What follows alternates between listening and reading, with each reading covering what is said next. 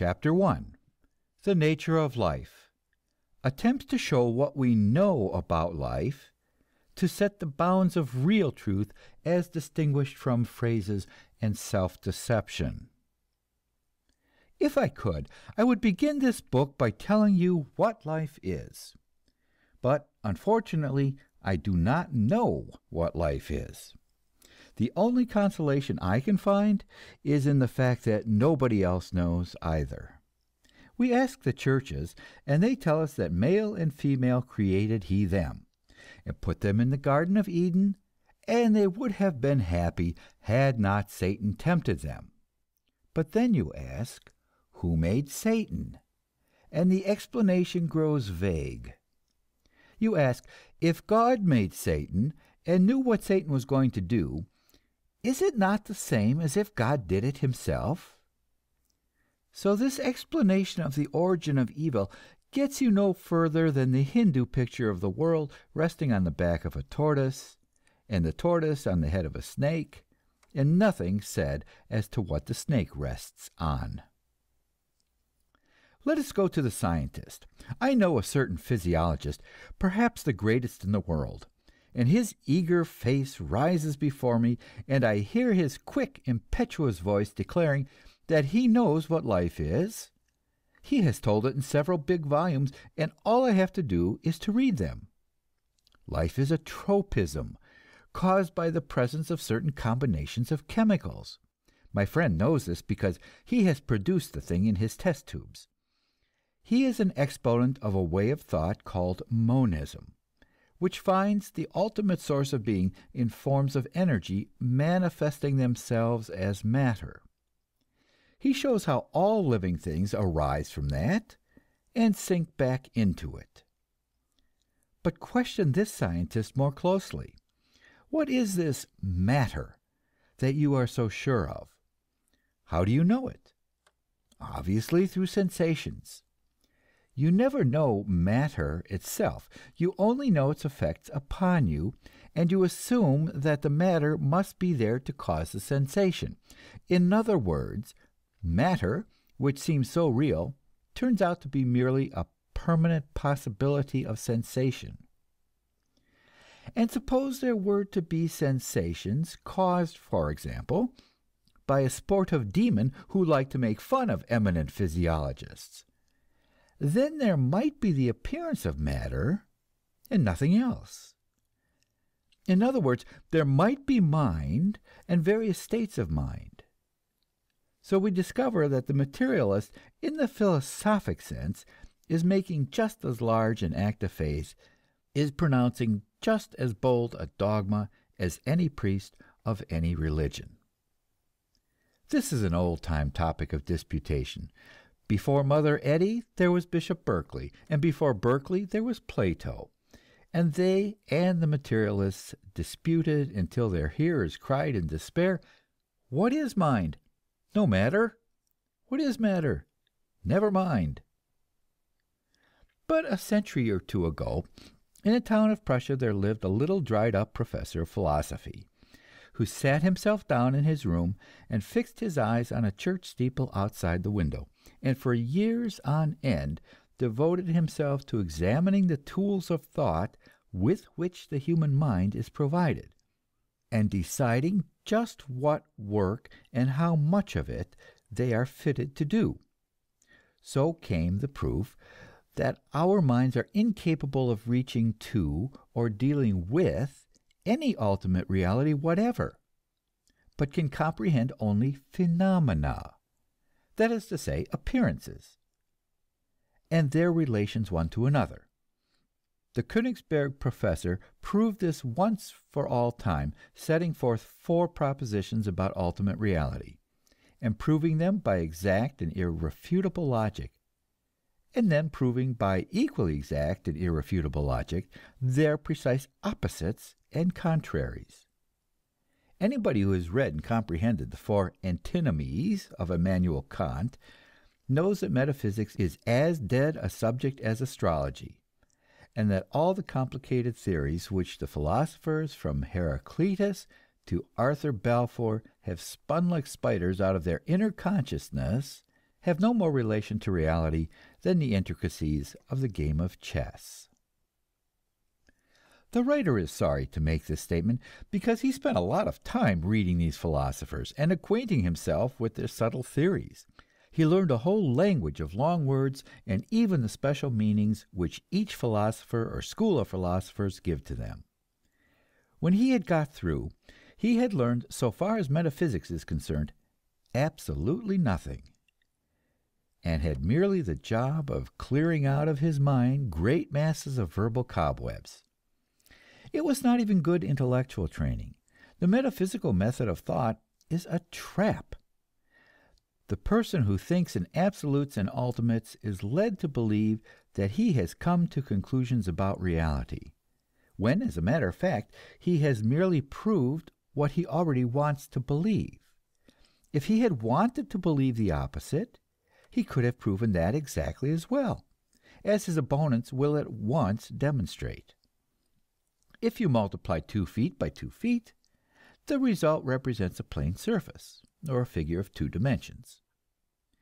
If you multiply 2 feet by 2 feet by 2 feet, you have a solid, or a figure of 3 dimensions, such as the world in which we live and move. But now, suppose you multiply 2 feet by 2 feet by 2 feet by 2 feet. What does that represent? For ages, the minds of mathematicians and philosophers have been tempted by this fascinating problem of the 4th dimension. They have worked out by analogy what such a world would be like. If you went into this 4th dimension, you could turn yourself inside out and come back to our present world in that condition. And no one of your 3-dimension friends would be able to imagine how you had managed it, or to put you back again the way you belonged. And in this, it seems to me, we have the perfect analogy of metaphysical thinking. It is the 4th dimension of the mind, and plays as much havoc with sound thinking as a physical 4th dimension would play with, say, the prison system. A man who takes up an absolute, God, immortality, the origin of being, a first cause, free will, absolute right or wrong, infinite time or space, final truth, original substance, the thing in itself, that man disappears into a 4th dimension and turns himself inside out or upside down or hindside foremost, and comes back and exhibits himself in triumph. Then, when he is ready, he effects another disappearance and another change, and is back on earth an ordinary human being. The world is full of schools of thought, theologians and metaphysicians and professors of academic philosophy, transcendentalists and theosophists and Christian Scientists, who perform such mental monkey shines continuously before our eyes. They prove what they please, and the fact that no 2 of them prove the same thing makes clear to us, in the end, that none of them has proved anything. The Christian Scientist asserts that there is no such thing as matter, but that pain is merely a delusion of mortal mind. He continues serene in this faith until he runs into an automobile and sustains a compound fracture of the femur, whereupon he does exactly what any of the rest of us do, goes to a competent surgeon and has the bone set. On the other hand, some devoted young socialists of my acquaintance have read Hegel and Deetzken, and have adopted the dogma that matter is the first cause, and that all things have grown out of it and return to it. They have seen that the brain decays after death. They declare that the soul is a function of the brain, and because of such theories, they deliberately reject the most powerful modes of appeal whereby man can be swayed to faith in human solidarity. The best books I know for the sweeping out of metaphysical cobwebs are The Philosophy of Common Sense and The Creed of a Layman by Frederick Harrison, leader of the English Positivists, a school of thought established by Auguste Comte. But even as I recommend these books, I recall with the dissatisfaction with which I left them, For it appears that the positivists have their dogmas like all the rest. Mr. Harrison is not content to say that mankind has not the mental tools for dealing with ultimate realities. He must needs prove that mankind never will and never can have these tools. I look back upon the long process of evolution and ask myself, what would an oyster think about positivism? What would be the opinion, let us say, of a young turnip on the subject of Mr. Frederick Harrison's thesis? It may well be that the difference between a turnip and Mr. Harrison is not so great as will be the difference between Mr. Harrison and that super race which someday takes possession of the earth and of all the universe. It does not seem to me good science or good sense to dogmatize about what this race will know or what will be its tools of thought. What does seem to me good science and good sense is to take the tools which we now possess and use them to our utmost capacity. What is it that we know about life? We know a seemingly endless stream of sensations which manifest themselves in certain ways and seem to inhere in what we call things and beings. We observe incessant change in all these phenomena, and we examine these changes and discover their ways. The ways seem to be invariable, so completely so that for practical purposes we assume them to be invariable, and base all our calculations and actions upon this assumption. Manifestly, we could not live otherwise, and the spread of scientific knowledge is the further tracing out of such laws, that is to say, the ways of behaving of existence, and the extending of our belief in their invariability to wider and wider fields. Once upon a time we were told that the wind bloweth where it listeth. But now we are quite certain that there are causes for the blowing of the wind, and when our researches have been carried far enough, we shall be able to account for and to predict every smallest breath of air. Once we were told that dreams came from a supernatural world. But now we are beginning to analyze the dreams and to explain what they come from and what they mean. Perhaps we still find human nature a bewildering and unaccountable thing, but someday we shall know enough of man's body and his mind, his past and his present, to be able to explain human nature and to produce it at will, precisely as today we produce certain reactions in our test tubes, and do it so invariably that the most cautious financier will invest tens of millions of dollars in a process and never once reflect that he is putting too much trust in the permanence of nature. In many departments of thought, great specialists are now working, experimenting and observing by the methods of science. If in the course of this book we speak of certainty, we mean, of course, not the absolute certainty of any metaphysical dogma, but the practical certainty of everyday common sense. The certainty we feel that eating food will satisfy our hunger, and that tomorrow, as today, 2 and 2 will continue to make 4. End of chapter 1. Chapter 2. The nature of faith. Attempts to show what we can prove by our reason, and what we know intuitively, what is implied in the process of thinking, and without which no thought could be.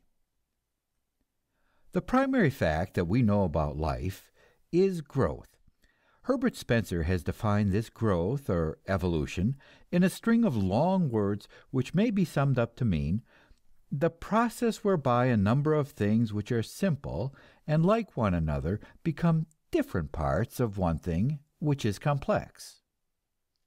If we observe this process in ourselves and the symptoms of it in others, we discover that when it is proceeding successfully, it is accompanied by a sensation of satisfaction, which we call happiness or pleasure.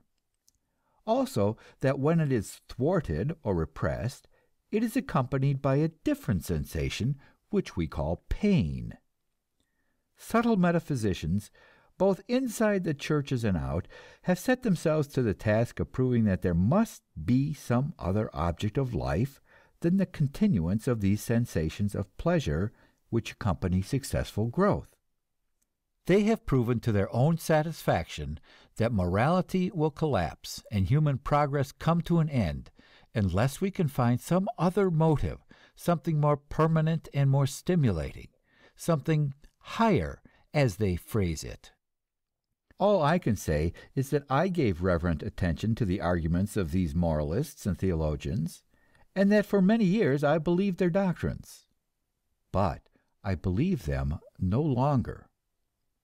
I interpret the purpose of life to be the continuous unfoldment of its powers, its growth into higher forms, that is to say, forms more complex and subtly contrived, capable of more intense and enduring kinds of that satisfaction which is nature's warrant of life.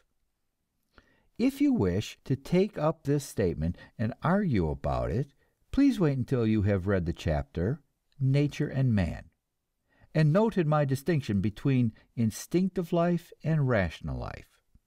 For men, the word growth does not mean any growth, all growth, blind and indiscriminate growth. It does not mean growth for the tubercle bacillus, nor growth for the Anopheles mosquito, nor growth for the housefly, the spider, and the louse. Neither do we mean that the purpose of man's life is in any pleasure, all pleasure, blind and indiscriminate pleasure, the pleasure of alcohol, the pleasure of cannibalism, the pleasure of the modern form of cannibalism, which we call making money. We have survived in the struggle for existence by the cooperative and social use of our powers of judgment, and our judgment is that which selects among forms of growth, which gives preference to wheat and corn over weeds, and to self-control and honesty over treachery and greed. So when we say that the purpose of life is happiness, we do not mean to turn mankind loose at a hog trough. We mean that our duty as thinkers is to watch life, to test it, to pick and choose among the many forms it offers, and to say, this kind of growth is more permanent and full of promise. It is more fertile, more deeply satisfactory. Therefore we choose this and sanction the kind of pleasure which it brings. Other kinds we decide are temporary and elusive. Therefore we put in jail anyone who sells alcoholic drink, and we refuse to invite to our home people who are lewd, and someday we shall not permit our children to attend moving picture shows in which the modern form of cannibalism is glorified. The reader, no doubt, has been taught a distinction between science and faith. He is saying now, you believe that everything is to be determined by human reason. You reject all faith? I answer, no. I am not rejecting faith. I am merely refusing to apply it to objects with which it has nothing to do. You do not take it as a matter of faith that a package of sugar weighs a pound. You put it on the scales and find out. In other words, you make it a matter of experiment. But all the creeds of all the religious sects are full of pronouncements which are no more matters of faith than the question of the weighing of sugar. Is pork a wholesome article of food, or is it not? All Christians will readily acknowledge that this is a matter to be determined by the microscope and other devices of experimental science. But then some Jew rises in the meeting and puts the question, is dancing injurious to the character? And immediately all members of the Methodist Episcopal Church vote to close the discussion. What is faith? Faith is the instinct which underlies all being, assuring us that life is worthwhile and honest, a thing to be trusted. In other words, it is the certainty that successful growth always is and always will be accompanied by pleasure. the most skeptical scientist in the world, even my friend the physiologist, who proves that life is nothing but a tropism and can be produced by mixing chemicals in test tubes, this eager friend is one of the most faithful men I know. He is burning up with the faith that knowledge is worth possessing, and also that it is possible of attainment. With what boundless scorn would he receive any suggestion to the contrary? For example, the idea that life might be a series of sensations which some sportive demon is producing for the torment of man. More than that, this friend is burning up with the certainty that knowledge can be spread, that his fellow man will receive it and apply it, and that it will make them happy when they do. Why else does he write his learned books in defense of the materialist philosophy? And that same faith which animates the great monist animates likewise every child who toddles off to school, and every chicken which emerges from an egg, and every blade of grass which thrusts its head above the ground. Not every chicken survives, of course, and all the blades of grass wither in the fall. Nevertheless, the seeds of grass are spread, and the chickens make food for philosophers, and the great process of life continues to manifest its faith. In the end, the life process produces man, who, as we shall presently see, takes it up and judges it, and makes it over to suit himself. You will note from this that I am what is called an optimist, whereas some of the great philosophers of the world have called themselves pessimists. But I notice with a smile that these are often the men who work hardest of all to spread their ideas, and thus testify to the worthwhileness of truth and the perfectibility of mankind. There has come to be a saying among settlement workers and physicians, who are familiar with poverty and its effects upon life, that there are no bad babies and good babies. There are only sick babies and well babies. In the same way, I would say there are no pessimists and optimists. There are only mentally sick people and mentally well people.